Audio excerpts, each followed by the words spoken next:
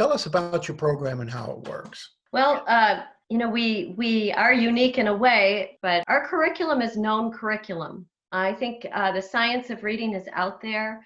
The way to go about getting kids reading is known. Applying it to those that are farthest behind is where we're really unique. We work with those kids who are more than two grade levels behind. Mhm. That makes all the difference, just believing in them and rolling out what they need.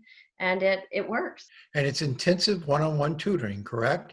And you all say that in most cases, within 6 weeks, you could bring a child to grade level reading skills. Absolutely. It's an average of 6 weeks. I think the story really is that it's not a one size fits all.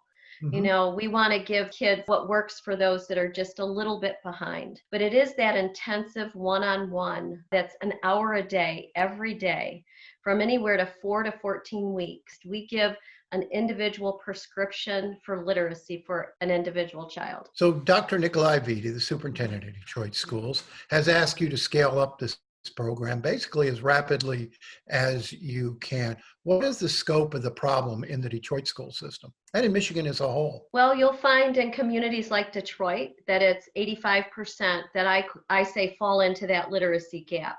They're Mhm. more than a grade level behind.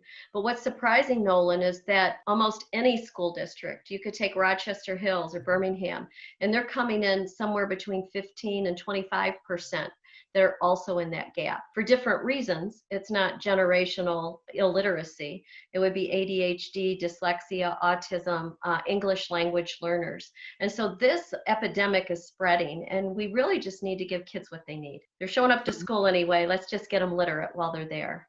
So you say 85% of the kids in the Detroit school district, in terms of raw numbers, that adds up to about 43,000 Yes. kids. And your program averages about $3,000 a kid to bring in the tutors and put the curriculum in place. So that's roughly $130 million to Yes. get every child in Detroit reading at grade level. It's a big amount of money for the Mhm. school district, but what would its impact be on the district's performance as well as the overall cost for the state?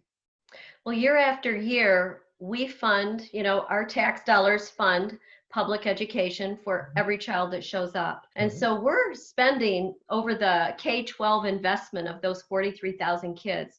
We're going to be spending $8.6 billion to educate them. And Uh-huh. they're not going to be able to access that investment unless they can read.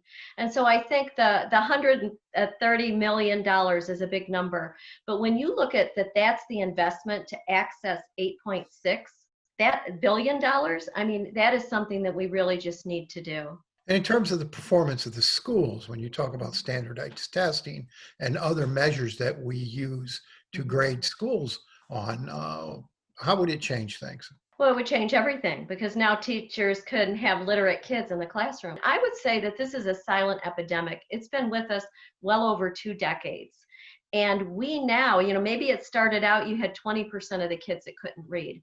But year after year, we've ignored it. And we have 85% of the kids in a classroom for a teacher, and they can't read.